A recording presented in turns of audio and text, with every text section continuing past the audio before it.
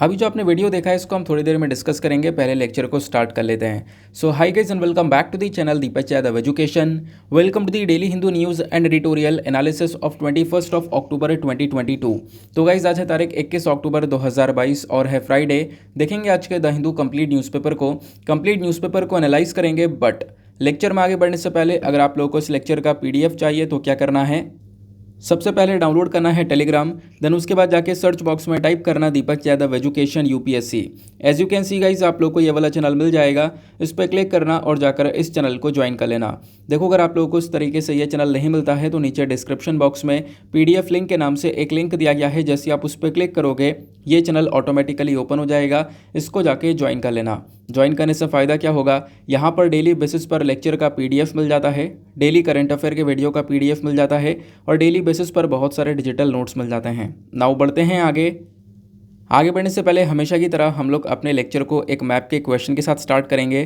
तो आज आप सभी लोगों को मैप में जाकर देखना है टूनीशिया को, काफ़ी न्यूज़ में है क्योंकि वहाँ पर प्रोटेस्ट स्टार्ट हो चुके हैं अगेंस्ट प्रेसिडेंट। तो अच्छे से इसको मैप में देखना, देन उसके बाद आकर नीचे कमेंट सेक्शन में इसके बारे में टाइप करना, जिससे कि आप लोग इसको लंबे समय तक याद रख पाओगे।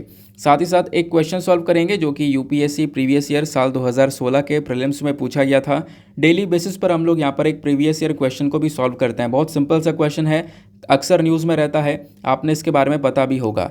क्वेश्चन क्या बोलता है, मिशन इंद्रधनुष को लॉन्च किया गया है सरकार के थ्रू, लेकिन ये मिशन इंद्रधनुष किस चीज़ से रिलेटेड है? Option A immunization of children and pregnant women, option B construction of smart cities across the country, option C India's own search for the earth like planets in outer space, या फिर option D new education policy. तो इसका सही answer आप सभी को नीचे comment section में देना है। एटलीस्ट सभी को इसमें पार्टिसिपेट करना है, जैसे मैं आप लोगों से डेली बेसिस पर बोलता हूं। बाय द वे इसका जो करेक्ट आंसर है वो मैंने आपको टेलीग्राम पर प्रोवाइड करवा दिया है, वहां से भी चेकआउट कर सकते हो। और अगर वहां पर आंसर नहीं मिलता है तो भी कोई परेशान होने की ज़रूरत नहीं है, वीडियो के लास्ट में इसके करेक्ट आंसर का डिस्कशन हम लोग करेंगे। तो चलो शुभारंभ करते हैं और चलते हैं सबसे पहले थंबनेल वाले इंपॉर्टेंट आर्टिकल की तरफ। जो आपने स्टार्टिंग में वीडियो देखा है वो है इंडोनेशिया के ग्रैंड मॉस्क का। वो एक बहुत बड़ा मस्जिद आपको देखने को मिलेगा, उसके अंदर आग लगती है। बेसिकली क्या हो रहा था ना, उस मस्जिद के अंदर रेनोवेशन का काम चल रहा था, कुछ मरम्मत वगैरह हो रही थी, तो अचानक से वहाँ पर आग लगती है। आग लगने के पीछे का जो रीज़न है वो अभी तक अननोन है, उसके बारे में कुछ ऐसा पता नहीं है। तो आग लगने के बाद में वो आग बहुत ज़्यादा तेज़ी से बढ़ने लगती है। फिर उसके बाद यहाँ पर आप देखोगे उस मॉस्क का जो डोम है, ऊपर का जो गुंबद है, वो बेसिकली गिर भी जाता है। तो उसी को लेकर बहुत सारे आर्टिकल, तमाम आर्टिकल यहाँ पर पब्लिश हुए हैं। तो एक काम और करना, इंडोनेशिया को भी अच्छे से मैप में देख लेना।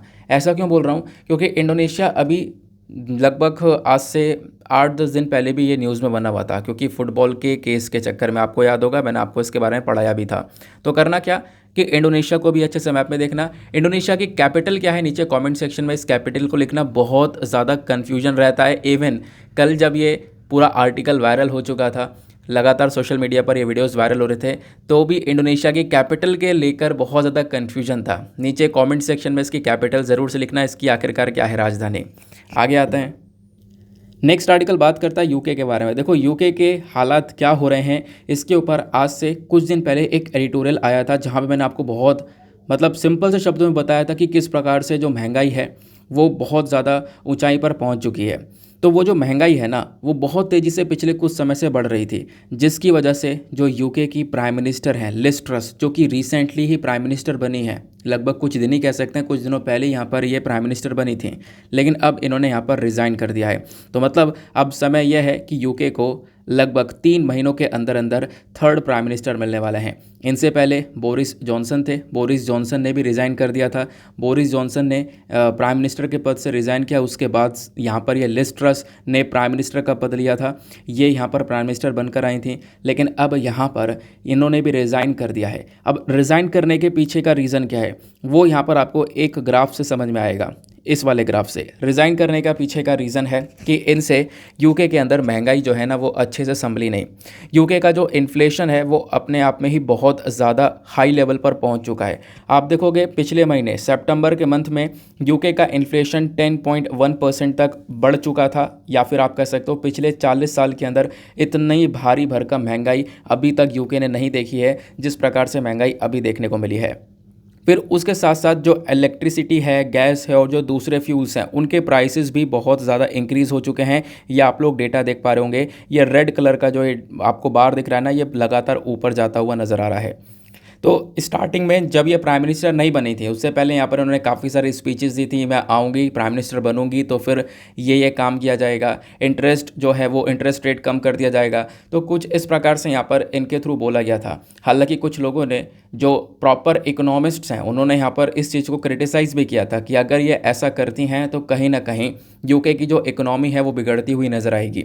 और वैसा ही हुआ, क्योंकि ये पद पर आई और इन्होंने जैसा बोला था वैसे ही किया। उसके बाद इकोनॉमी के अंदर ये जो महंगाई है वो काफ़ी ऊंचाई पर पहुंची। उसके बाद यहाँ पे आप देखोगे सिचुएशन ये है कि इनके साथ के जो लोग हैं वो एक एक करके रिज़ाइन भी कर रहे हैं। यानी कि जैसे कि अगर हम लोग बात करें तो यूके के जो फाइनेंस मिनिस्टर हैं वो बेसिकली रिज़ाइन कर चुके हैं। अब यहाँ पर ये भी रिज़ाइन कर चुके हैं। तो आने वाले 3 महीनों के अंदर अंदर एक और नए पीएम यहाँ पर आपको देखने को मिल जाएंगे यूके के।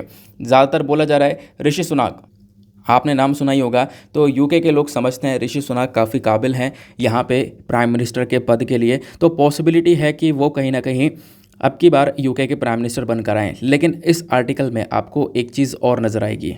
यहाँ पर इस वाले पैरा को देखो, कुछ रिपोर्ट का कहना यह है कि जो लिज ट्रस से पहले प्राइम मिनिस्टर हुआ करते थे बोरिस जॉनसन, जिन्होंने रिज़ाइन किया था, उसके बाद ये आई थी और इन्होंने भी रिज़ाइन कर दिया है। तो इनसे पहले जो प्राइम मिनिस्टर थे बोरिस जॉनसन, वो भी यहाँ पर प्लानिंग कर रहे हैं कम बैक करने की। वो भी यहाँ पर हो सकता है आ सकते हैं। तो इन्होंने बोला है कि जो लीडरशिप इलेक्शन है वो अगले ही सप्ताह यहाँ पर पूरा कर दिया जाएगा। साथ ही साथ ये पॉइंट हो गया, ये पॉइंट हो गया, एक पॉइंट और आता है। वो यहाँ पर क्या है कि जब ये स्पीच दे रही थी तो इनका एक स्टेटमेंट निकल कर आया कि जिस चीज़ के लिए मैं आई थी, जिस चीज़ के लिए मुझे इलेक्ट किया गया था, उस चीज़ को मैं डिलीवर नहीं कर पाई हूँ। मतलब यूके के अंदर सही से परफॉर्म नहीं कर पाई हूँ। इससे 2 दिन पहले आपको पता होगा यूके के लोगों से इन्होंने माफ़ी भी मांगी थी कि मैं सही से यहाँ पर इकोनॉमी को मैनेज नहीं कर पाई ना। अभी भी यहाँ पर इन्होंने ये चीज़ मेंशन करी है कि जिस चीज़ के लिए मैं आई थी उस चीज़ को डिलीवर नहीं कर सकी और इसकी वजह से यहाँ पर अब मैं रिज़ाइन कर रही हूँ। 45 दिन तक प्राइम मिनिस्टर की पद पर ये रहें और अभी आप कह सकते हो यूके के अंदर जो सबसे कम समय तक प्राइम मिनिस्टर बना है कोई, तो अब उस कैटेगरी के अंदर ये आ चुकी हैं। लिज ट्रस यहाँ पर इनका नाम है। ध्यान रखना, वनडे एग्जामिनेशन के अंदर काफ़ी बार आपसे पूछ लिया जा सकता है। समझ में आई बात? तो ये सब कुछ इस आर्टिकल के अंदर बताया गया। क्या हालात हो रहे हैं यूके के अंदर आपने समझा। बस इतनी सी बात ध्यान में रखना, आने वाले टाइम पर कहीं ना कहीं इसके ऊपर एडिटोरियल्स भी पब्लिश हो सकते हैं। नेक्स्ट आर्टिकल पर आते हैं। अगला आर्टिकल बात करता है prime minister launches new mission to combat climate change. Climate change से लड़ने के लिए प्राइम मिनिस्टर ने एक नया मिशन लॉन्च कर दिया है। सिंपल सी बात है। उस मिशन का नाम क्या है? उसका नाम है मिशन लाइफ। लाइफ का मतलब है लाइफस्टाइल फॉर एनवायरनमेंट। एनवायरनमेंट के लिए यहाँ पर लोग अपने लाइफस्टाइल को जिएंगे। कुछ इस प्रकार का यहाँ पर मिशन को लेकर आया गया है। इसके अंदर क्या क्या चीज़ें हैं, P3 क्या है, जिसके बारे में कल काफ़ी चर्चा भी हो रही थी। जब प्राइम मिनिस्टर की स्पीच चल रही थी तो उन्होंने P3 के ऊपर जोर दिया था। वो भी मैं आपको बताऊंगा, एक एक करके उन चीज़ों को समझेंगे। पहली चीज़ आपको समझना होगा क्लाइमेट चेंज है क्या। देखो, क्लाइमेट चेंज की अगर हम लोग बात करते हैं तो आप देखो बिल्कुल बेसिक से समझो। रेगुलर बेसिस पर इतनी सारी एक्टिविटीज़ हो रही हैं जिसकी वजह से पोल्यूशन भी इंक्रीज़ हो रहा है। अब पोल्यूशन इंक्रीज़ हो रहा है, टेम्परेचर बढ़ रहा है। वही चीज़ यहाँ पे क्लाइमेट चेंज के अंदर में आती है। जब ग्लोबल वार्मिंग इंक्रीज़ हो रही होती है, टेम्परेचर इंक्रीज़ हो रहा है, जब हमारा आप कह सकते हो जो पूरा देश है, पूरा आप कह सकते हो अर्थ है, उसका टेम्परेचर बढ़ रहा है, उसका तापमान इंक्रीज़ हो रहा है, तो वो क्लाइमेट चेंज वाली कैटेगरी में आता है और वो कहीं ना कहीं हार्मफुल है हर चीज़ के लिए। तो उसी क्लाइमेट चेंज को रोकने के लिए सभी कंट्रीज़ ने अपने अपने टारगेट सेट कर रखे हैं। हम लोग पोल्यूशन कम करेंगे, एमिशन कम करेंगे, इस प्रकार के सभी कंट्रीज़ के अपने अपने टारगेट्स देखने को मिलेंगे। भारत के भी अपने टारगेट्स हैं। तो क्लाइमेट चेंज को रोकने के पीछे सभी कंट्रीज़ करेंट टाइम में लगी हुई हैं इसको कंट्रोल करने के लिए, इससे निपटने के लिए। तो इसी को निपटने के लिए प्राइम मिनिस्टर ने एक मिशन को लॉन्च किया जिसका नाम है लाइफ मिशन। अब ये लाइफ मिशन क्या बात करता है? तो इस मिशन को कहाँ पे लॉन्च किया गया है? एक और इम्पॉर्टेंट बात, गुजरात के अंदर लॉन्च किया गया है। पीएम मोदी ने यूनाइटेड नेशन के जो सेक्रेटरी जनरल हैं एंटोनियो गुटेरेस, इनके साथ में मिलकर इस पर्टिकुलर मिशन को लॉन्च किया। यहाँ पर फोकस है लाइफस्टाइल फॉर द एनवायरनमेंट की तरफ, यानी कि जो लोग हैं ना वो अपने एनवायरनमेंट के हिसाब से आगे चलते रहें ताकि एनवायरनमेंट को भी पूरी तरह से प्रोटेक्शन मिलता रहे। अभी मैं आपको समझाता हूँ एग्जैक्टली है क्या ये लाइफ मूवमेंट। ठीक है ना, यानी कि लाइफ मिशन, सॉरी। अब देखो मैं आपको पूरा ये सिनेरियो बताऊं उससे पहले एक बेसिक सी चीज़ बताता हूं। ये जो पूरा कॉन्सेप्ट है ना लाइफ का, लाइफ फॉर द एनवायरमेंट का, ये कॉन्सेप्ट, ये जो आइडिया है, ये आइडिया कहाँ लेकर आया गया था? ये आइडिया लेकर आया गया था पिछले ही साल 2021 में ग्लासगो के अंदर। आपको पता होगा यूनाइटेड नेशन की कॉन्फ्रेंस ऑफ द पार्टीज़ की मीटिंग हुई थी, यूनाइटेड नेशन क्लाइमेट चेंज की। तो COP 26वीं वाली मीटिंग हुई थी ये, कब? पिछले साल ग्लासगो के अंदर। तो उसी समय पर इस आइडिया को लेकर आया गया था, लाइफ वाले आइडिया को। ये जो आइडिया है ये क्या करता है? ये प्रमोट करता है किस चीज़ के बारे में? ये प्रमोट करता है एनवायरमेंट प्रोटेक्शन को। यहाँ पे हम लोग फोकस करते हैं कि जैसे करेंट टाइम पर क्या हो रहा है, किसी भी सामान का इस्तेमाल करते हैं, इस्तेमाल करने के बाद में उसको फेंक दिया जाता है, जो कि एनवायरमेंट को डैमेज करना स्टार्ट करता है। लेकिन यहाँ पे हमारा फोकस ये है कि किसी भी सामान को हम लोग इस्तेमाल करें, उसके बाद उसको रिसाइकिल कर लिया जाए, वापस से उपयोग में लेकर आया जाए, जिससे कि एनवायरमेंट के ऊपर कोई भी नेगेटिव इम्पैक्ट ना पड़े। कहने का मतलब है एनवायरमेंट के हिसाब से थोड़ा सा चलने के ऊपर यहाँ पे जोर दिया जा रहा है। इसका ऑब्जेक्टिव पता है क्या है? इसका ऑब्जेक्टिव है P3 ऑब्जेक्टिव। अब ये वर्ड ध्यान रखना बहुत इंपॉर्टेंट हो जाता है, कल इसकी चर्चा बहुत हो रही थी। P3 का मतलब है प्रो प्लानेट पीपल, यानी कि ऐसे लोग, जो भी लोग आज के टाइम पर प्लानेट के ऊपर हैं, पृथ्वी के ऊपर हैं, वो बेसिकली प्रो प्लानेट बनकर काम करें, यानी कि वो अपने आप को एडॉप्ट कर लें एनवायरमेंट की तरह, या फिर अपना जो लाइफस्टाइल है वो एनवायरमेंट फ्रेंडली रखें। यानी कि इस प्रकार से अपना जीवन व्यतीत किया जाए कि एनवायरमेंट के ऊपर कोई भी नेगेटिव इम्पैक्ट ना पड़े, एनवायरमेंट को कोई भी नुकसान ना हो। यानी कि ये जो P3 इनिशिएटिव है ये क्या करता है? प्रमोट करता है एनवायरमेंटली फ्रेंडली लाइफस्टाइल को। सिंपल बात हो गई, ये बात यहाँ पर रखी जा रही है। बाकी हम लोग, अभी मैं आपको कुछ एक्स्ट्रा पॉइंट्स बताता हूँ। ये तो आर्टिकल की चर्चा हो गई, छोटा सा आर्टिकल था। ये लाइफ मिशन क्या है, फुल फॉर्म ध्यान रखना। दूसरा P3 के बारे में ध्यान रखना, प्रो प्लानेट पीपल के बारे में चर्चा करता है। बस खेल खत्म, इतना है। इसके अलावा कुछ और डेटा मैं आपको प्रोवाइड करवा रहा हूँ, वो बहुत रेलेवेंट है कि हमने आखिरकार, क्योंकि यहाँ पे हम लोग एनवायरमेंट की बात कर रहे हैं बेसिकली, तो एनवायरमेंट को प्रोटेक्शन देने में हम लोगों ने कितना कुछ अचीवमेंट कर लिया है उसको मैं आपको समझाता हूँ। देखो भारत के अंदर पिछले कुछ समय में जो फॉरेस्ट कवर है, जो जंगल वाला एरिया होता है ना, वो इंक्रीज़ होता हुआ नज़र आया है। देखोगे जो टोटल फॉरेस्ट कवर है साल 2021 के अंदर, पिछले साल जो टोटल फॉरेस्ट कवर इंडिया के अंदर वो 21.71% का है, जबकि 2019 में ये 21.67% था और 2017 में 21.54%। यानी कि 2017, 18, 19, 20 हमेशा से यहाँ पर फॉरेस्ट कवर इंक्रीज़ होता हुआ नज़र आया है। पिछले साल और ज़्यादा बढ़ चुका था, तो भारत के लिए अपने आप में ही ये एक बहुत बड़ा अचीवमेंट है, ऐसा आप कह सकते हो। बाकी आप देखोगे हम लोगों ने इलेक्ट्रिसिटी के मामले में, जैसे कि इलेक्ट्रिसिटी का प्रोडक्शन होता है कोयले को जलाकर, लेकिन अभी के टाइम पर हम लोग रिन्यूएबल एनर्जी की तरफ काफ़ी हद तक शिफ्ट हो चुके हैं। हमारी जो कैपेसिटी है वो काफ़ी बढ़ चुकी है। इथेनॉल ब्लेंडिंग की तरफ बढ़ चुके हैं। अब इथेनॉल ब्लेंडिंग का मतलब आपको पता ही होगा क्या है? पेट्रोल के अंदर हम लोग इथेनॉल को मिक्स कर रहे हैं, मिला रहे हैं, ताकि पेट्रोल का हम लोग कम यूज़ कर सकें। क्योंकि ऑब्वियस सी बात है, जब इसमें इथेनॉल को मिलाया जाएगा ना, तो पेट्रोल का कम इस्तेमाल होगा, और कम इस्तेमाल होने का मतलब हम लोग बाहर से भी कम खरीदेंगे, और इससे इंडिया बहुत सारे पैसे बचा सकता है। क्योंकि अभी के टाइम पर हम लोग बहुत सारा पेट्रोल खरीदते हैं, उसी में आधे से ज़्यादा पैसा चला जाता है, ठीक है ना। तो इथेनॉल ब्लेंडिंग यहाँ पर की जा रही है। बाकी इथेनॉल ब्लेंडिंग का आपको अगर पूरा कॉन्सेप्ट समझना है तो उसको लेकर मैंने एक छोटा सा वीडियो यूट्यूब पर अपलोड कर रखा है। आप लोग सर्च करना है ethanol blending bye Deepak Yadav, आपको वो वीडियो मिल जाएगा। आप वहाँ पे बहुत आराम से उसको समझ पाओगे, क्योंकि बहुत सिंपल सी भाषा में उसको समझाया गया है। क्लियर हो गई बात। बाकी रिन्यूएबल एनर्जी का टारगेट के मामले में भी आप देखोगे तो इंडिया ने बहुत कुछ अचीव किया। रिन्यूएबल एनर्जी क्या है? एक ऐसी एनर्जी, एक ऐसी इलेक्ट्रिसिटी जिसको प्रोड्यूस किया जा रहा है बिना कोई प्रदूषण को पैदा किए या बिना किसी पोल्यूशन को पैदा किए, है ना। अब मैं आपको समझाता हूँ, जैसे कि सोलर एनर्जी या फिर विंड एनर्जी। सोलर एनर्जी में अब बताओ, जब हम लोग बिजली का उत्पादन करते हैं, बिजली को बना रहे हैं, तो यहाँ पर कोई प्रदूषण हो रहा है? नहीं हो रहा। आप लोगों ने सोलर पैनल का इस्तेमाल किया, जो सन की रेज़ हैं, जो सन की एनर्जी है, उसी से यहाँ पर ये सोलर एनर्जी जनरेट की जा रही है ना। तो ये बेसिकली रिन्यूएबल एनर्जी है। बाकी जो अभी नॉर्मल तरीके से इलेक्ट्रिसिटी बनती है वो कैसे बनती है? जब हम लोग पावर प्लांट्स के अंदर कोयले को जलाते हैं, उसके बाद वहाँ पर उस इलेक्ट्रिसिटी को बनाया जाता है, और कोयले को जलाने में बहुत सारा प्रदूषण भी होता है। तो बेसिकली इंडिया का अचीवमेंट एनवायरमेंट को प्रोटेक्शन देने पर रिन्यूएबल एनर्जी के मामले में भी काफ़ी ज़्यादा है। रिन्यूएबल एनर्जी का मामला देखोगे ना, तो भारत के पास में कितनी कैपेसिटी आ चुकी है? 150.54 गीगावाट तक की जो रिन्यूएबल एनर्जी कैपेसिटी है वो भारत आज के टाइम पर होल्ड करता है। ठीक है ना। तो ये कुछ अचीवमेंट्स हैं जो कि हम लोगों ने अचीव करे हैं एनवायरनमेंट को प्रोटेक्शन देने में। बाकी इसको और ज़्यादा बढ़ाने के लिए, एनवायरनमेंट को और ज़्यादा अच्छा करने के लिए, लोगों को एनवायरमेंटल फ्रेंडली बनाने के लिए ये इनिशिएटिव लेकर आया गया जिसका नाम है लाइफ मूवमेंट। समझ में आई बात? इसमें कुछ भी यहाँ पर ऐसा नहीं है कि हाँ याद करना है, रटना है, ये दिमाग में बात बैठ गई होगी। आगे आते हैं।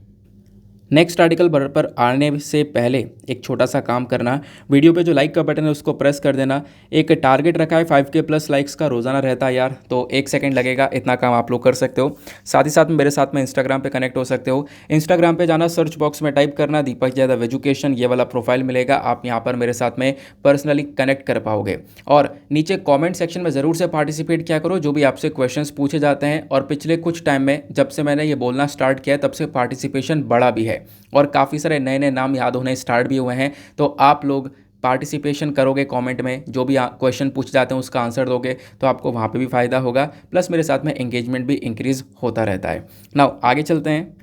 नाउ यहाँ पर आता है अगला आर्टिकल। इस आर्टिकल को जीएस पेपर नंबर 3 डिफेंस से आप लोग लिंक कर पाओगे। बात क्या की जा रही है, आर्मी का 4th round of emergency procurement जल्दी होने वाला है इंडिया में।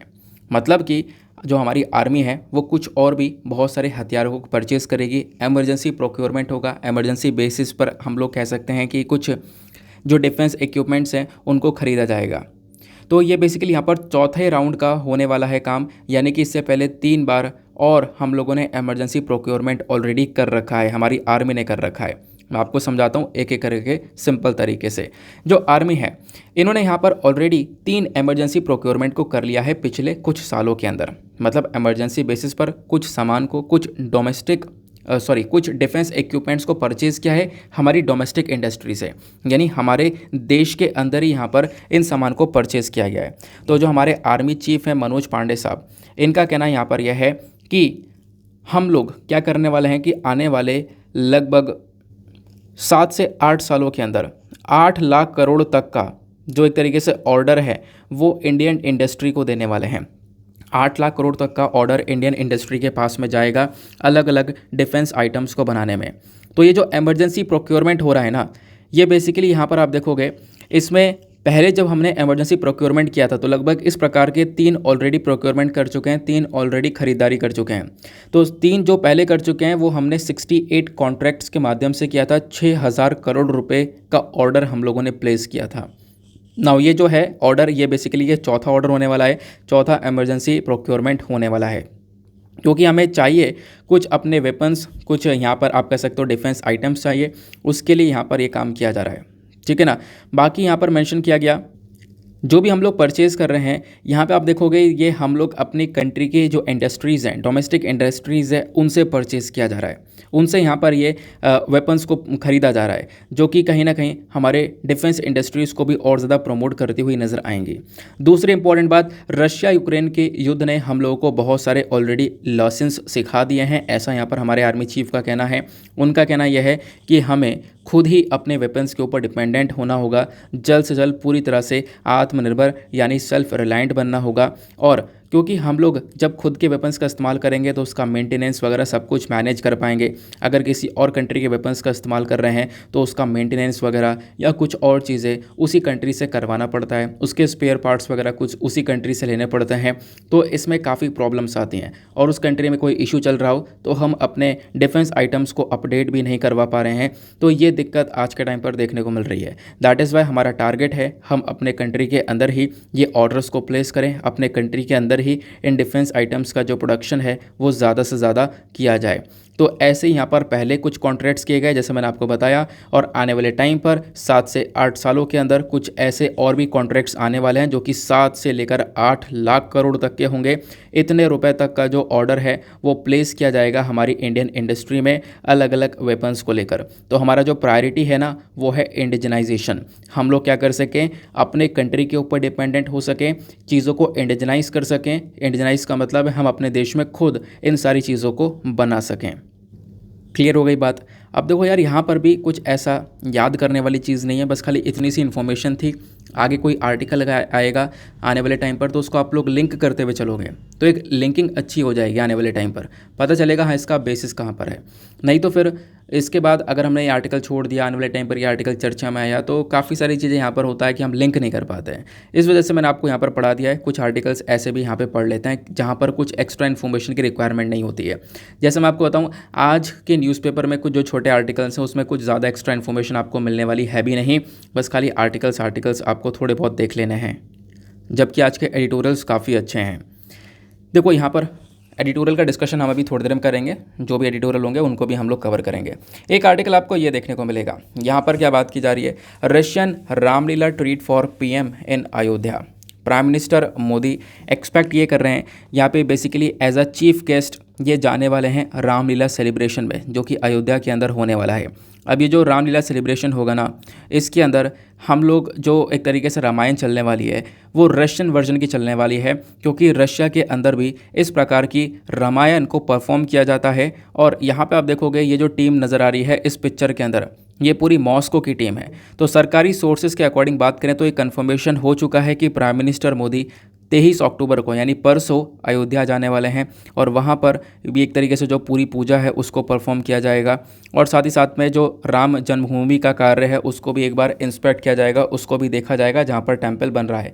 अब बात यहाँ पर की जा रही है, जो ये पूरी टीम है रशिया की, है ना, इसके अंदर टोटल 12 आर्टिस्ट हैं। ये लोग पहले भी रशिया के अंदर भी इन्होंने इस प्रकार से रामलीला का परफॉर्मेंस किया है, ठीक है ना, काफ़ी बार, बहुत सालों से ये परफॉर्मेंस कर रहे हैं। इवन 2018 में उत्तर प्रदेश के अंदर जब जो चीफ मिनिस्टर हैं खासकर योगी आदित्यनाथ, इन्होंने भी यहाँ पर इनवाइट किया था इन लोगों को साल 2018 में।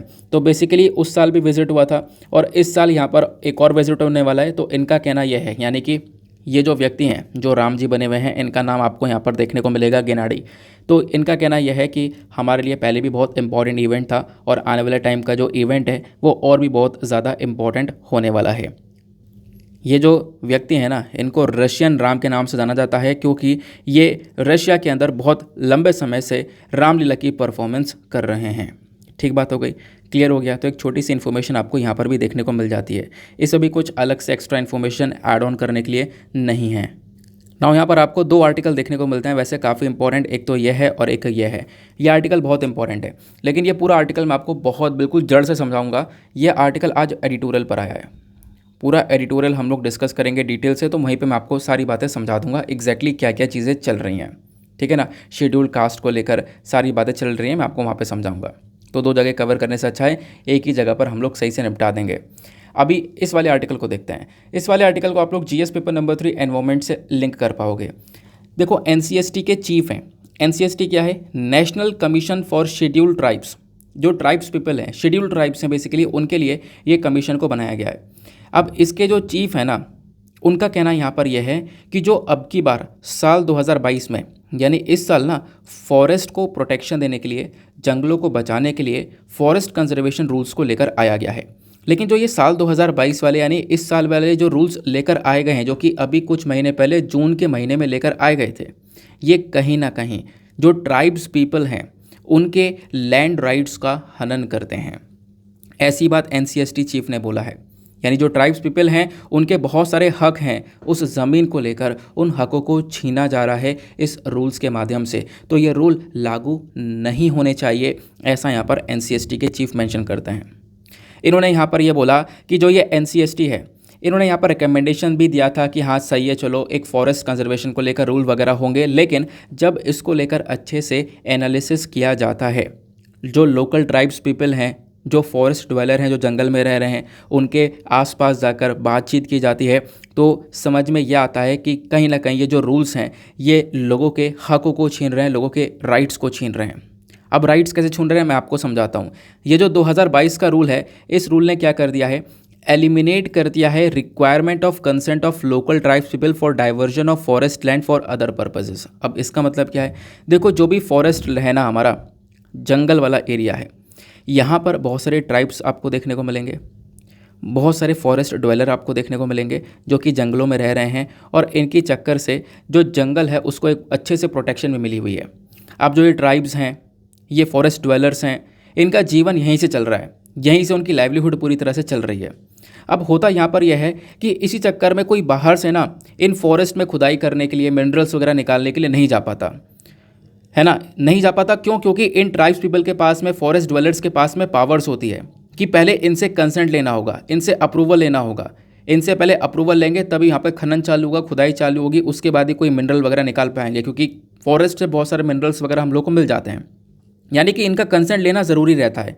अगर आपको जंगल के अंदर किसी दूसरे पर्पज़ के लिए काम करना है तो ट्राइब्स पीपल या फॉरेस्ट ड्वेलर का कंसेंट लेना इंपॉर्टेंट है, इनसे पूछना ज़रूरी है, इनकी हाँ होगी तभी हम वो काम करेंगे। लेकिन ये जो साल 2022 के रूल आए ना, इन्होंने ये सिस्टम ही एलिमिनेट कर दिया। इस रूल ने यहाँ पर ये जो रिक्वायरमेंट होती थी इनसे पूछने की, पहले इनसे कंसेंट लेने की रिक्वायरमेंट होती थी, वो रूल को ही ख़त्म कर दिया। यानी अब कंसेंट लेने की ज़रूरत नहीं है, तो आप ये कह सकते हो। तो इसकी चक्कर में जो इनके लैंड राइट्स हैं उनका हनन हो रहा है, जो लैंड को लेकर इनको हक मिले हुए थे वो सब छीन लिए गए हैं इस फॉरेस्ट रूल 2022 के तहत। उसी चक्कर में एनसीएसटी के चीफ ने ये बात रखी है और कहना यह है कि देखो कहीं ना कहीं इससे बहुत प्रॉब्लम्स यहाँ पर क्रिएट होंगी, तो इस चक्कर में ये जो है चीज़ें ये लागू नहीं होनी चाहिए। बाकी आने वाले टाइम पर इसके ऊपर थोड़ा सा और एनालिसिस करने के लिए बोला गया है। समझ में आई बात? क्लियर हो गया? एक एक इन्फॉर्मेशन आपको बहुत आराम से समझ में आ गई होगी, कोई दिक्कत नहीं हुई। बिल्कुल इसी चक्कर में बिल्कुल मैं जो स्क्रैच होता है ना उसे समझाने की कोशिश कर रहा हूँ, बिल्कुल जड़ से समझाने की कोशिश कर रहा हूँ, बिल्कुल सिंपल तरीके से। तो आगे देखा जाएगा इसको लेकर होता क्या है। अब मैं फॉरेस्ट को लेकर कुछ अलग से इन्फॉर्मेशन आपको प्रोवाइड करवा रहा हूँ, उसके अपने पास में उसको नोट करके ज़रूर से रख लेना। ये मैं आपको ऑलरेडी बता चुका हूँ कि पिछले कुछ समय में जो हमारा फॉरेस्ट एरिया है वो इंक्रीज़ हुआ है, ये मैंने अभी आपको थोड़ी देर पहले ही बताया। अब आता हूँ एक मेजर पॉइंट के ऊपर। जब हम लोग बात करते हैं जंगल की, फॉरेस्ट की, तो क्या जंगल को लेकर हमारे संविधान में कोई प्रोविज़न वगैरह है? क्या कोई कॉन्स्टिट्यूशनल प्रोविजंस हैं? हाँ बिल्कुल हैं। हमारे संविधान में फॉरेस्ट के बारे में कहाँ कहाँ पर लिखा हुआ है ये बातें आपको पता होनी चाहिए। अगर मैं आप लोगों से एक बात पूछूं, ये जो पूरा फॉरेस्ट है या वाइल्ड एनिमल्स हैं, बर्ड्स को प्रोटेक्शन देने का काम है, ये सारी चीज़ संविधान में कहाँ पे आती हैं, कौन सी लिस्ट में आती हैं? तो ये सारी चीज़ें आती हैं कंकरेंट लिस्ट में। तो क्या ये शुरुआत से ही कंकरेंट लिस्ट में थी? ऐसा नहीं है। देखो होता क्या है ना, 42nd अमेंडमेंट एक्ट होता है, 42वां संशोधन एक्ट को लेकर आया जाता है 1976 में। और इसने क्या किया, जो ये जंगल को प्रोटेक्शन लेकर काम हो गया, जंगल की प्रोटेक्शन को लेकर, जानवरों की प्रोटेक्शन को लेकर, बर्ड्स की प्रोटेक्शन को लेकर जो ये भी काम है ना, ये सब ट्रांसफ़र कर दिया गया था स्टेट के हाथ से कंकरेंट लिस्ट में। क्योंकि ये सब 42वें अमेंडमेंट से पहले की बात है, यानी 1976 से पहले ये सारी चीज़ें स्टेट के हाथ में हुआ करती थी, राज्य के हाथ में हुआ करती थी। लेकिन 42nd अमेंडमेंट के बाद में इसको ट्रांसफ़र कर दिया गया कंकरेंट लिस्ट में। और आपको पता होगा हमारे संविधान में आपको ये अलग अलग लिस्ट देखने को मिलती हैं, जहाँ पर आती है यूनियन लिस्ट, स्टेट लिस्ट और कंकरेंट लिस्ट। यूनियन लिस्ट के अंदर जो भी चीज़ें होंगी, जो भी सब्जेक्ट्स होंगे, वहाँ पर हमारी केंद्र सरकार कानून बनाती है। स्टेट लिस्ट के अंदर जो भी सब्जेक्ट्स होते हैं उसके ऊपर हमारी राज्य सरकार कानून बनाती है। और कंकरेंट लिस्ट के अंदर जो भी सब्जेक्ट्स होते हैं उसके ऊपर राज्य और केंद्र सरकार दोनों मिलकर कानून बनाते हैं। ठीक है ना? तो कंकरेंट लिस्ट के अंदर आपको ये फॉरेस्ट प्रोटेक्शन का टॉपिक देखने को मिलता है। ये बात क्लियर हो गई। दूसरी चीज़, संविधान में एक और जगह पर चर्चा की गई है, वो है DPSP, यानी directive principles of state policy. मैं आपको अगर बताऊं तो आप जब देखोगे ना, संविधान में जो फंडामेंटल राइट्स हैं, आपके जो मूल अधिकार देखने को मिलेंगे वो कहाँ से कहाँ तक हैं, आर्टिकल 12 से लेकर 35 तक हैं। ये बात ध्यान रखना, आर्टिकल 12 से 35 तक सारे फंडामेंटल राइट्स हैं। और 35 के बाद ही 36 से लेकर, यानी 36 से लेकर 51 तक क्या है आपके DPSP, directive principles of state policy. तो आपका हो गए फंडामेंटल राइट्स हो गए, DPSP हो गए। फंडामेंटल ड्यूटीज़ कहाँ आती है, तो फंडामेंटल ड्यूटीज़ को यहाँ पर बाद में 51A के अंदर रखा गया है। ठीक है ना, 51A, यानी 36 से 51 DPSP और 51A के अंदर ही आपको ये आपकी 11 फंडामेंटल ड्यूटीज़ देखने को मिल जाती हैं। समझ में आया?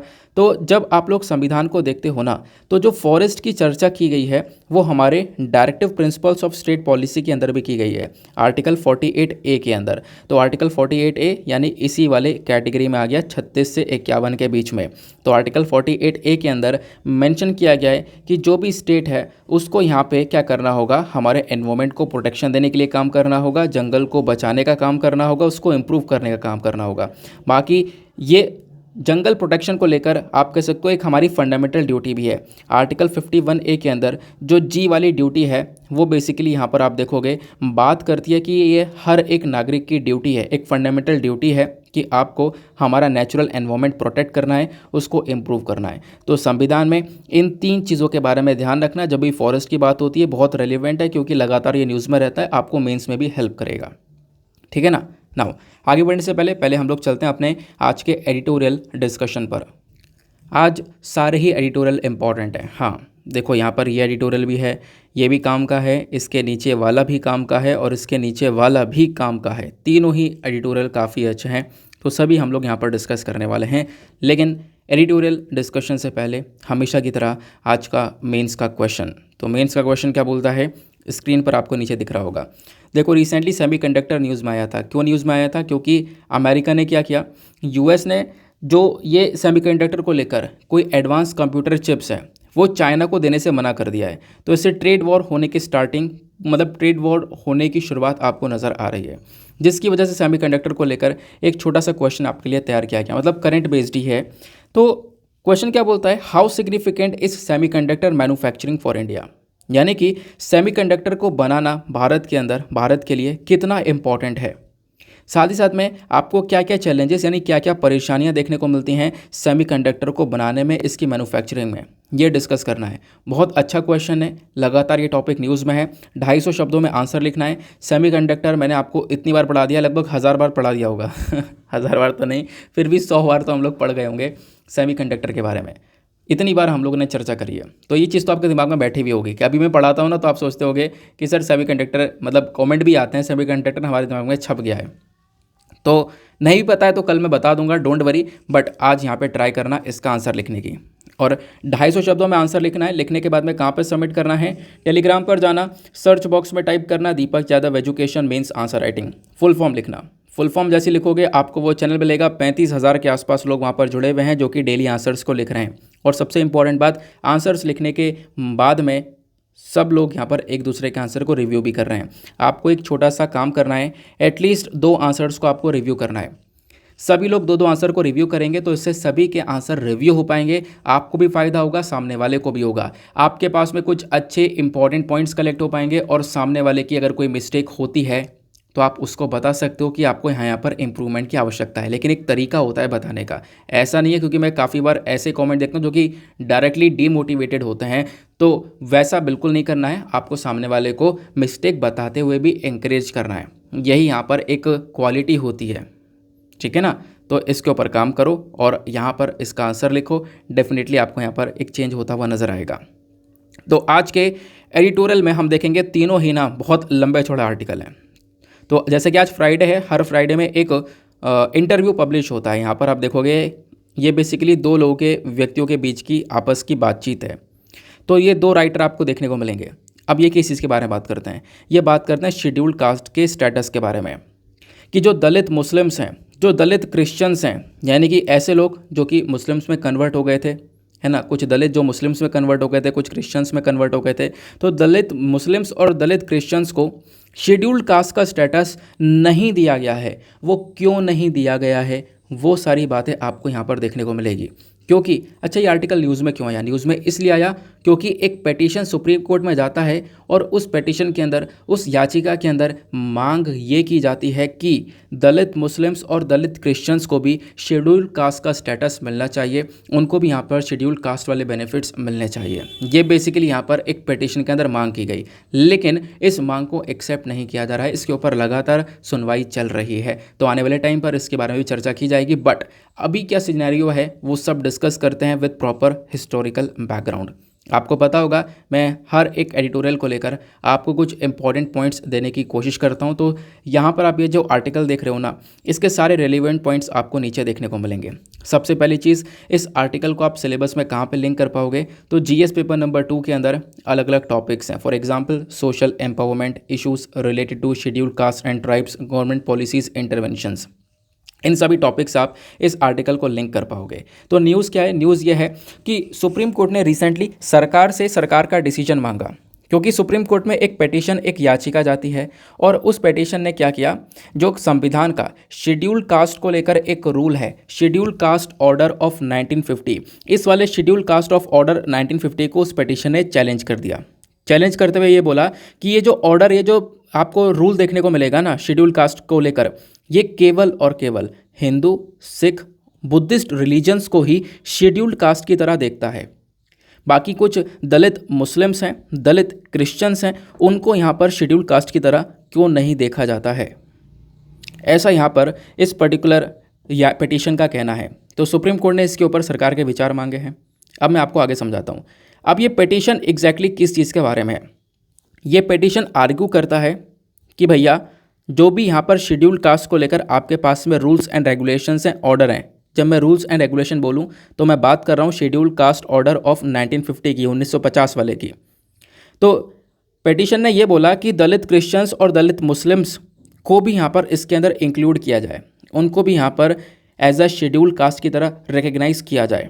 इनका कहना यहां पर यह है, क्योंकि पिटीशन के अंदर लगातार आर्गूमेंट यहां पर यह की जा रही है कि जैसे आपने सिखिज़्म और बुद्धिज़्म को यहाँ पर देखा है, यानी जो सिखिज़्म और बुद्धिज़्म है ना, आप इनको भी तो शेड्यूल कास्ट के अंदर रिकग्नाइज़ कर रहे हो ना, तो वैसे ही दलित क्रिश्चियंस और दलित मुस्लिम्स को आप क्यों नहीं रिकग्नाइज़ कर रहे हो? इस प्रकार से यहाँ पर क्वेश्चनिंग करी गई है इस पिटीशन के अंदर में।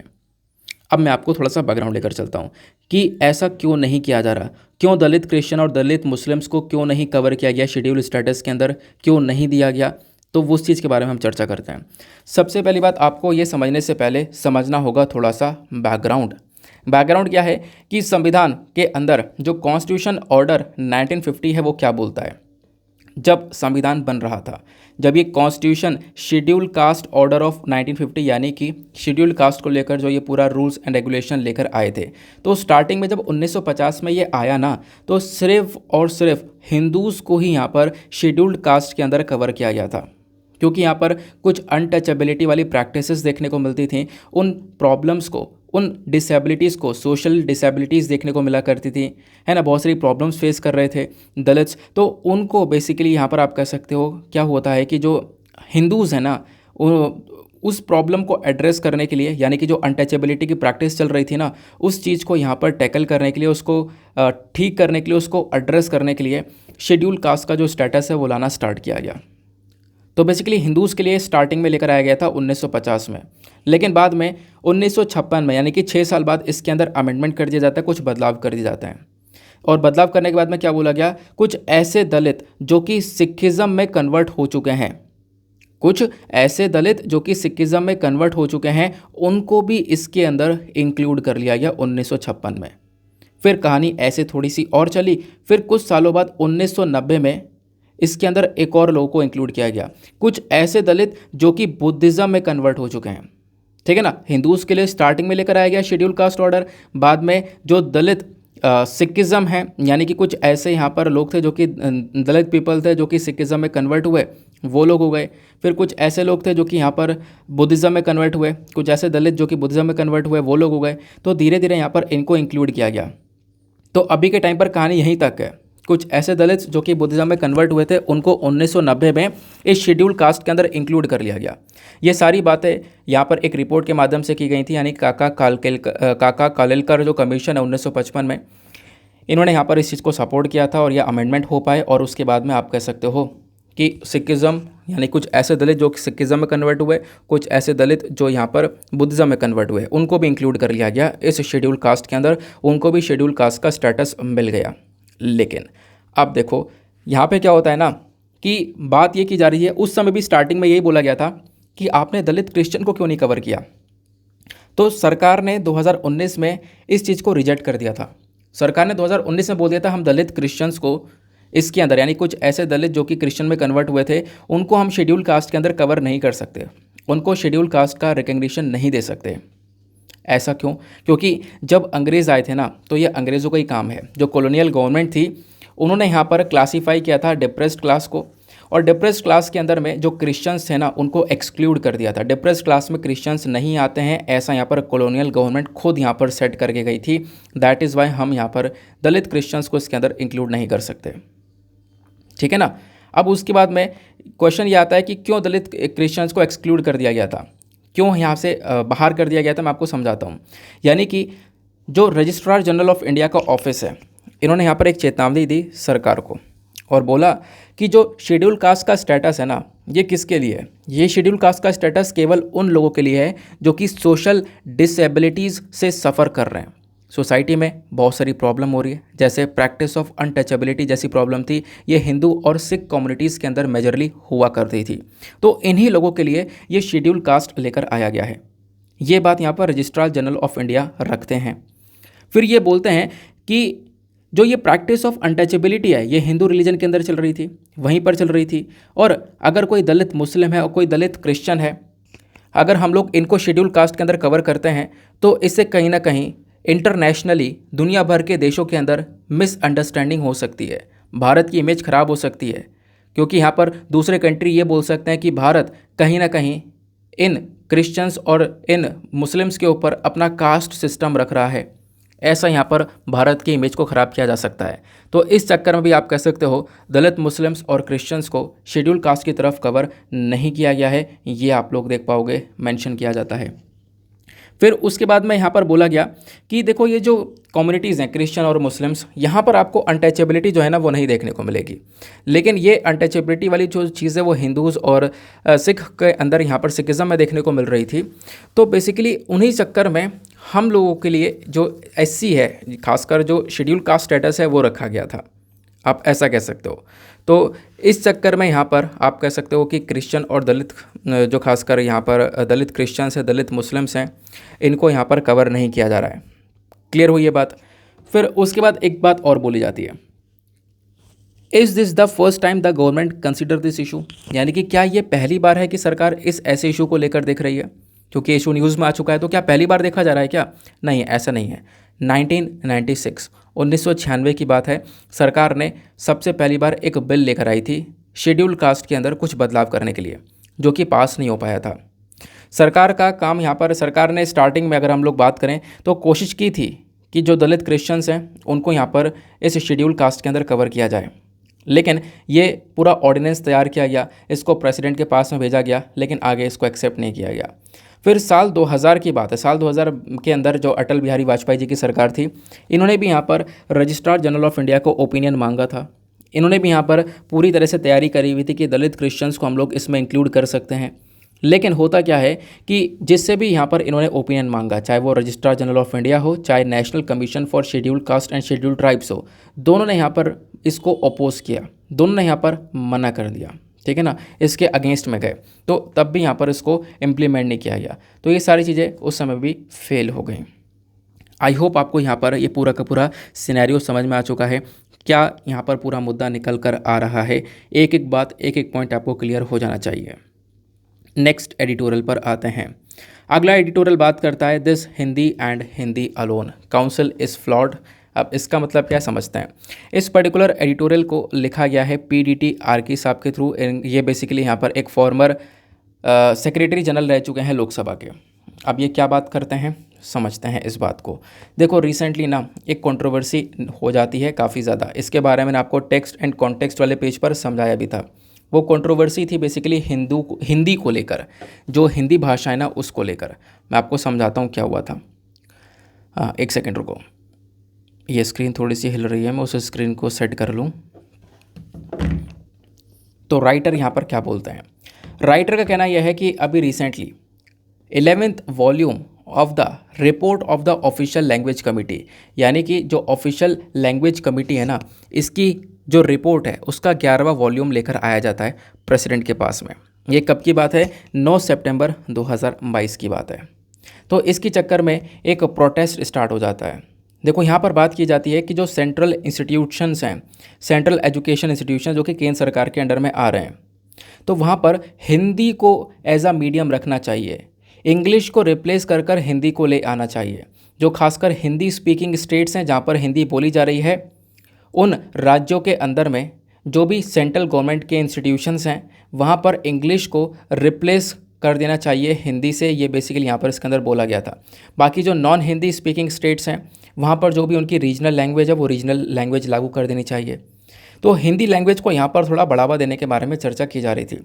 लेकिन जैसे यहाँ पर इसके बारे में चर्चा हुई तो तमिलनाडु के और केरला के जो चीफ मिनिस्टर हैं दोनों ने ही यहाँ पर प्रोटेस्ट स्टार्ट किया। तमिलनाडु के अंदर प्रोटेस्ट स्टार्ट भी हुआ। प्रोटेस्ट किस चीज़ को लेकर था कि आप हिंदी को इस प्रकार से लागू नहीं कर सकते। जब जब हिंदी को ऐसे यहाँ पर नेशन के अंदर एक लागू करने के बारे में चर्चा की गई है तब तब इतिहास में आप देखोगे बहुत बड़े बड़े प्रोटेस्ट हुए हैं, ठीक है ना। तो वही चीज़ यहाँ पर राइटर मेंशन करते हैं कि क्या क्या चेंजेस हुए हैं, क्या क्या बात यहाँ पर की गई है। आओ समझते हैं एक एक करके। सबसे पहले यहाँ पर बात करते हैं स्पेशल स्टेटस के बारे में। देखो यहाँ पे एक रिपोर्ट आती है, उस रिपोर्ट के अंदर एक रिकमेंडेशन यह है कि हिंदी को बेसिकली जो इंग्लिश है, खासकर इंग्लिश को हटाकर हिंदी को ले जाना चाहिए as a language of examination for recruitment to the government. यानी कि जो भी एग्जामिनेशन होंगे सरकार के अंदर रिक्रूटमेंट के लिए, उसमें इंग्लिश की जगह हिंदी का उपयोग होना चाहिए। हिंदी को हम लोग मीडियम ऑफ इंस्ट्रक्शन बना दें केंद्रीय विद्यालय के अंदर, और जो IITs हैं, जो IIM हैं, यहाँ पर जो सेंट्रल यूनिवर्सिटीज़ हैं बेसिकली, वहाँ पर हिंदी को लेकर आया जाए। खासकर जो हिंदी स्पीकिंग स्टेट्स हैं वहाँ पर हिंदी को लागू कर दिया जाए। तो इस प्रकार की एक रिपोर्ट यहाँ पर लेकर आई गई थी। ना जो ऑफिशियल कमेटी है ना, ये यहाँ पर एक स्टैचुरी कमेटी नज़र आती है जो कि section 4 in the official language act 1963 में देखने को मिलती है। यानी भाषा को लेकर एक पूरा एक्ट है, ऑफिशियल लैंग्वेज एक्ट 1963। इसके सेक्शन 4 के अंदर एक ऑफिशियल लैंग्वेज कमेटी के बारे में चर्चा की जाती है, जिस कमेटी ने पूरी की पूरी रिपोर्ट प्रस्तुत करी है कि हाँ भैया हिंदी को लेकर आना चाहिए, इंग्लिश को रिप्लेस कर देना चाहिए। खासकर सेंट्रल गवर्नमेंट इंस्टीट्यूशंस के अंदर में ये बात यहाँ पर बोली जाती है। लेकिन आप कह सकते हो कि अब यहाँ पर राइटर बात करते हैं भाषा के बारे में। हमारे संविधान में जो आर्टिकल 343 है, आर्टिकल 343 आपको देखने को मिलता है ना जो संविधान के अंदर में, वो डिक्लेयर करता है कि जो हिंदी है in Devanagari script shall be the official language. यानी कि आर्टिकल 343 एग्जैक्टली बोलता भी है जो हिंदी होती है ना वो बेसिकली एक ऑफिशियल लैंग्वेज होनी चाहिए यूनियन की, वो उसके बारे में बात करता है, ठीक है ना। फिर उसके बाद में देखो जब बात आती है ऑफिशियल लैंग्वेज की, तो हिंदी को यहाँ पर ऐसा ऑफिशियल लैंग्वेज डिक्लेयर किया गया था हमारी केंद्र सरकार के थ्रू। लेकिन उस समय जब संविधान बन रहा था तब यहाँ पर इसकी बात की गई थी। उसके साथ साथ इंग्लिश लैंग्वेज को भी बोला गया था कि 15 साल तक कंटिन्यू करेंगे। सपोज 1947 में संविधान बन रहा था, 1950 तक संविधान रेडी हुआ, 3 साल में कॉन्स्टिट्यूएंट असेंबली बनी, उन्होंने यहाँ पर संविधान को बनाया। तो हिंदी को यहाँ पर ऑफिशियल लैंग्वेज की तरह रख रहे थे। लेकिन उस समय पर अंग्रेजों ने ये बोला था इंग्लिश को आप 15 साल तक रखोगे, आगे आने वाले 15 साल तक इंग्लिश को एज इट इज़ यहाँ पर चलाना है, उसके बाद हटाना चाहो तो हटा देना।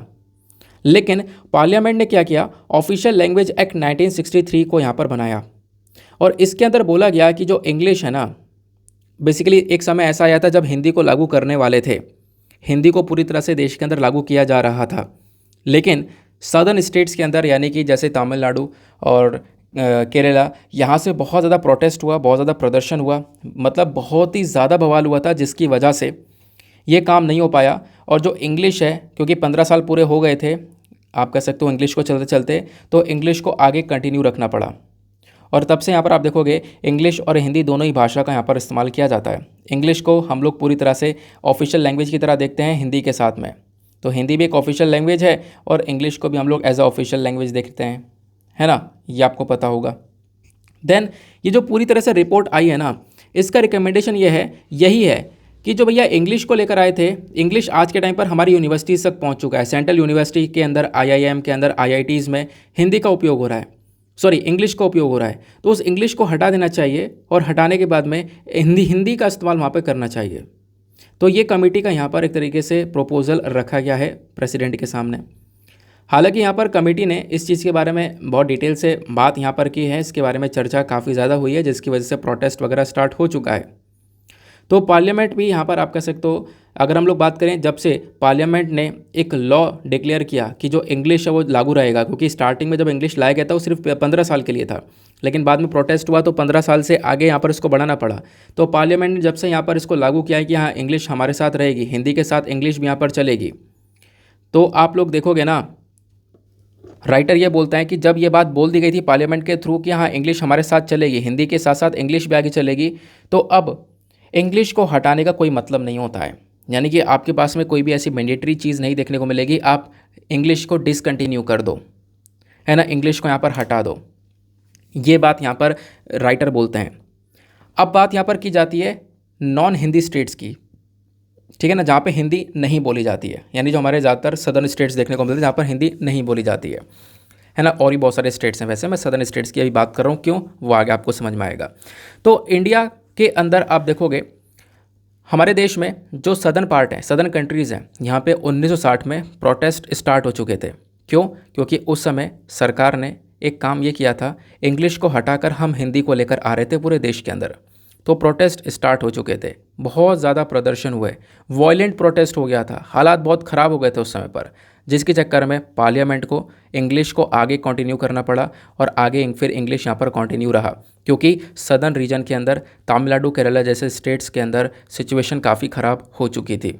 नाउ प्रोविज़न आ गया कि बिल्कुल इंग्लिश का भी आप लोग इस्तेमाल कर सकते हो, और इंग्लिश का यहाँ पर इस्तेमाल किया गया ताकि जो सिचुएशन है उसको कंट्री के अंदर कंट्रोल किया जा सके। क्लियर हो गई बात। अब बात यहाँ पर ये की जा रही है, ये क्वेश्चन यहाँ पर ये नहीं है कि हिंदी को सीख नहीं सकते, हिंदी को सीखा जा सकता है, हिंदी लागू होगी तो हिंदी को लर्न किया जा सकता है और बहुत आराम से लर्न किया जा सकता है।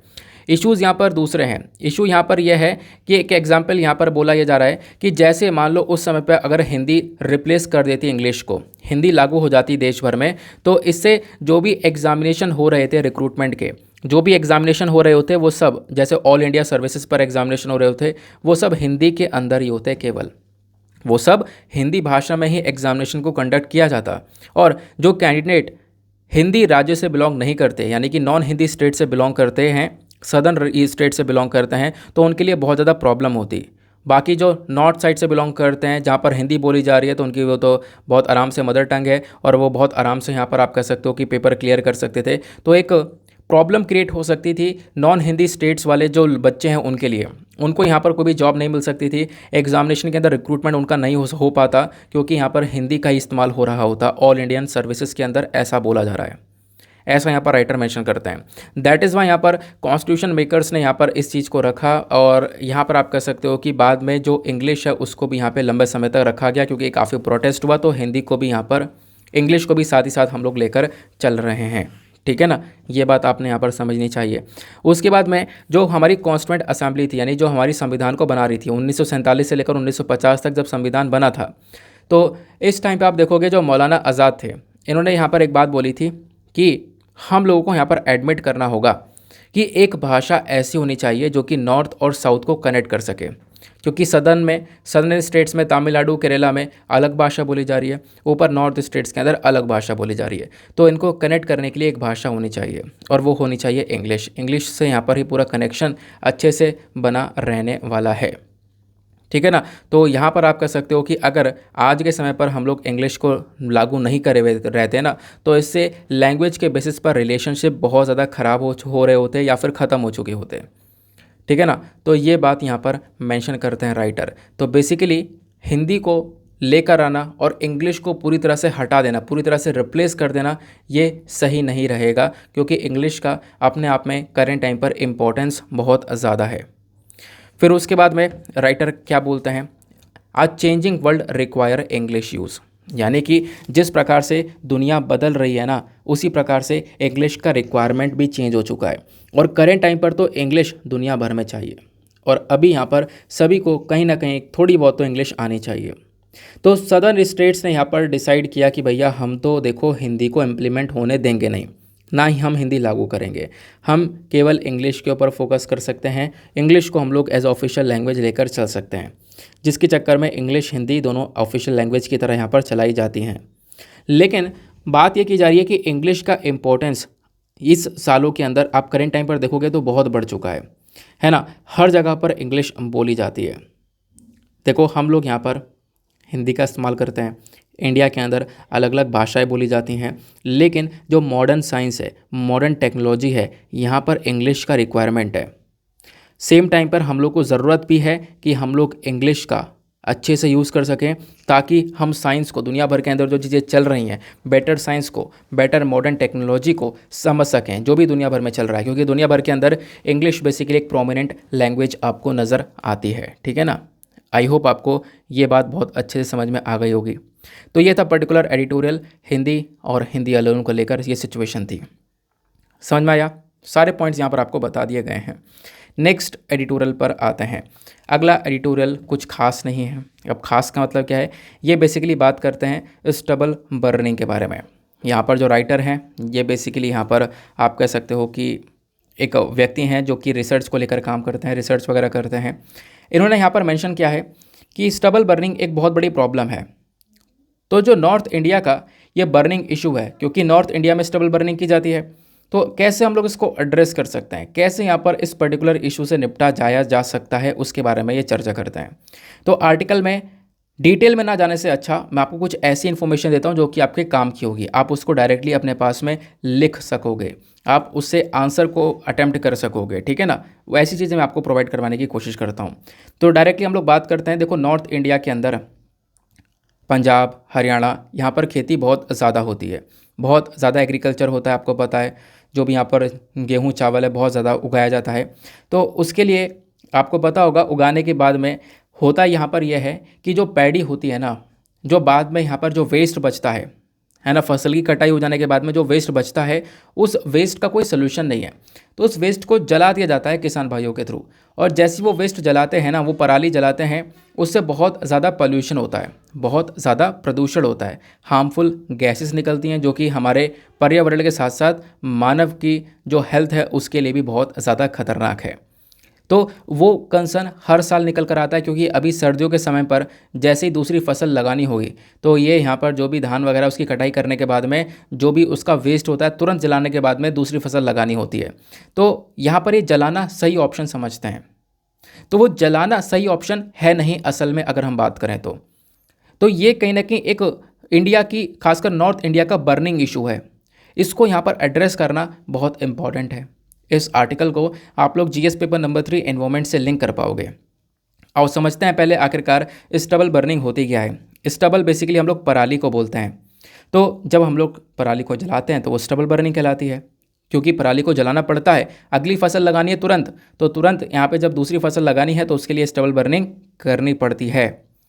अब आप देखोगे जैसे कि सर्दियों के समय में हम लोग को राबी क्रॉप लगानी है, अगली फसल लगानी है, तो उसके लिए जो हमारे किसान भाई हैं हरियाणा और पंजाब के अंदर, उनके पास में एक तरीका यही होता है कि भैया दूसरी फसल लगानी है, अभी हमने फसल की कटाई करी है, जो ये पराली है ये कहाँ लेकर जाएं, क्या इसका ठिकाना होगा। तो एक आसान तरीका, सस्ता तरीका कुछ नहीं है, माचिस लगा दो, जला दो।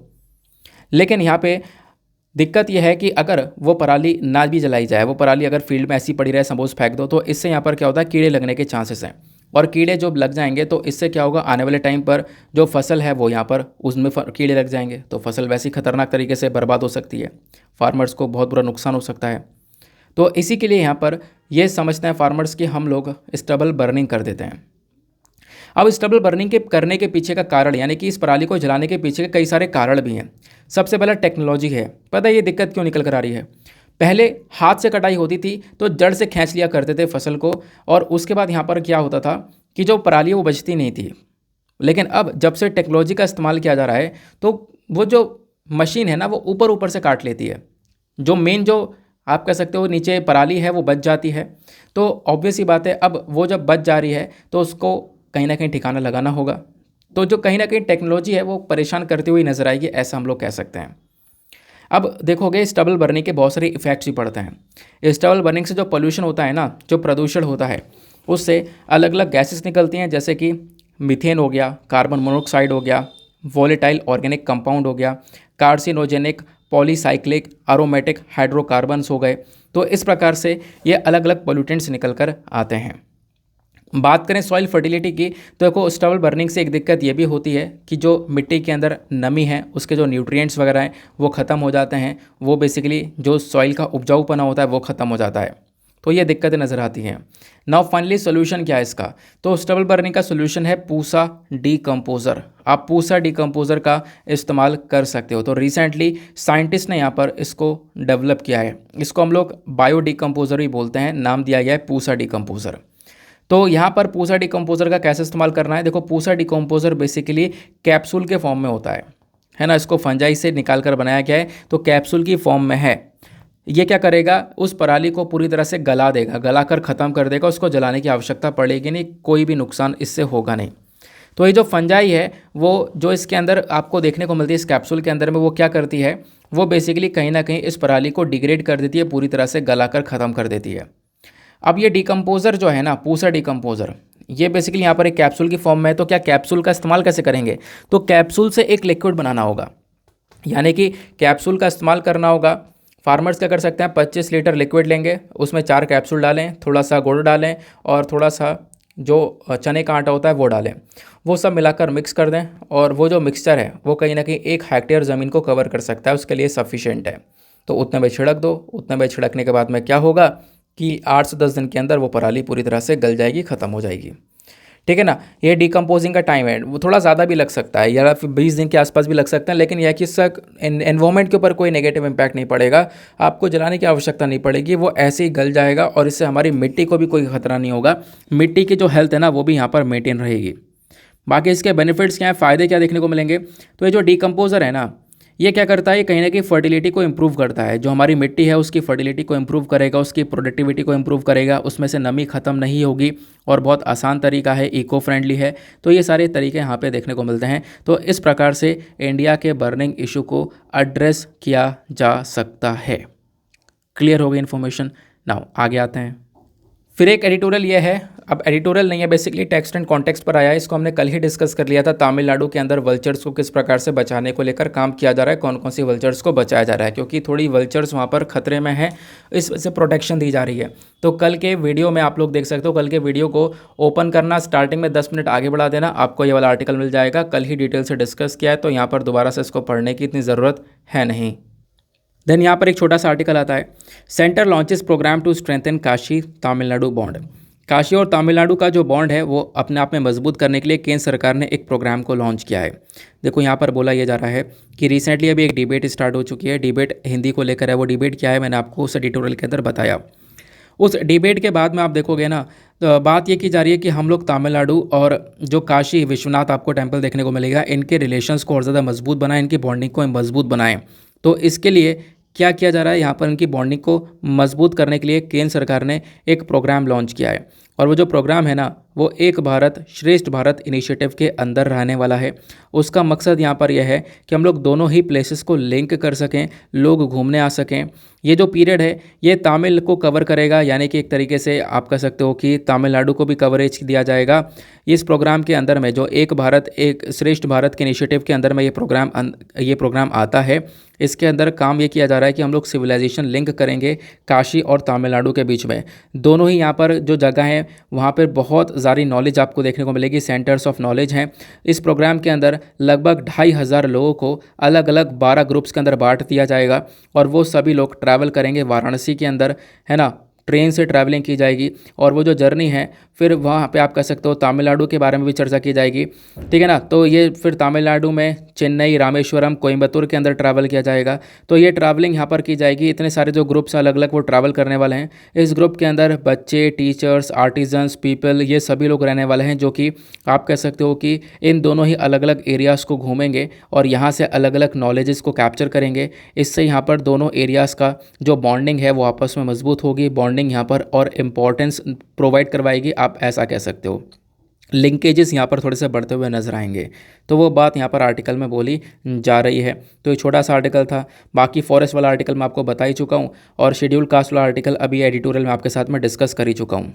फिर उसके बाद में वर्ल्ड पेज पर देखोगे तो वर्ल्ड पेज पर कुछ खास बात ऐसी आपको नज़र नहीं आती है जो एग्ज़ाम के लिए रेलिवेंट हो।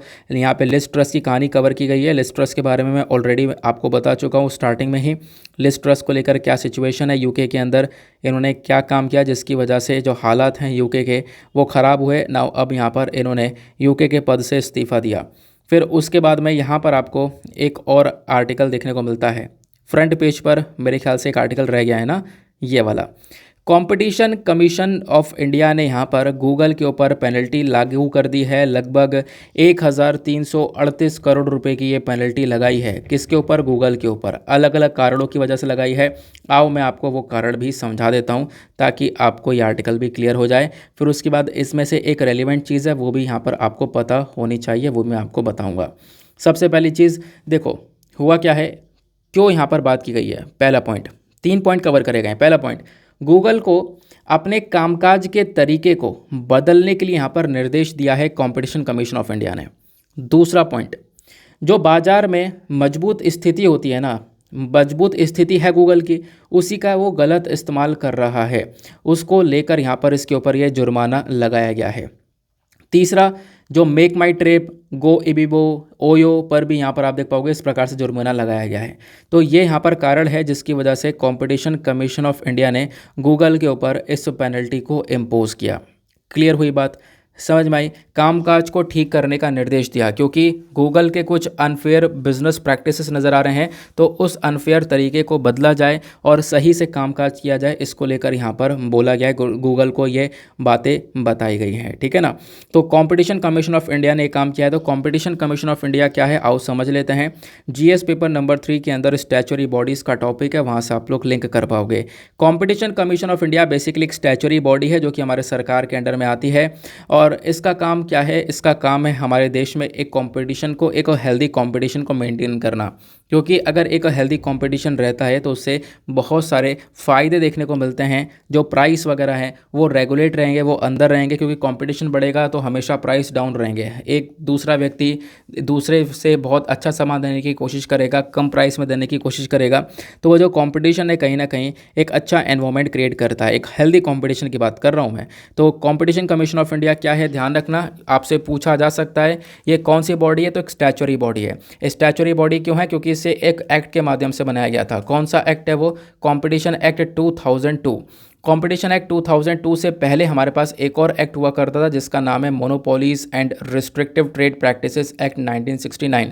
तो इस एमआरटीपी एक्ट को हटाने के बाद में, रिपील करने के बाद में कंपटीशन एक्ट 2002 आया था, जिसके बेसिस पर आप कह सकते हो, मतलब ये कंपटीशन एक्ट 2002 आया भी राघवन कमेटी के बेसिस पर, और फिर उसके बाद में ये जो एक्ट है इसने बनाया कंपटीशन कमीशन ऑफ इंडिया को। और कंपटीशन कमीशन ऑफ इंडिया हमारे देश में एक हेल्दी कंपटीशन को मेंटेन करने का काम करता है। क्लियर हो गई बात? चलो अब आते हैं हम लोग अपने प्रीलिम्स वाले क्वेश्चन की तरफ। तो आज का प्रीलिम्स का क्वेश्चन क्या बोलता है, देखते हैं। यहाँ पर बात की जा रही है मिशन इंद्रधनुष के बारे में। मिशन इंद्रधनुष को लॉन्च किया गया है सरकार के थ्रू, वो किस चीज़ से लिंक करता है, तो उसका करेक्ट आंसर है option number A, immunization of children and pregnant women को लेकर ये चर्चा करता है। नाउ मिलते हैं आपसे अगले वीडियो में। आज के लिए bye bye, have a nice day, thank you and जय हिंद।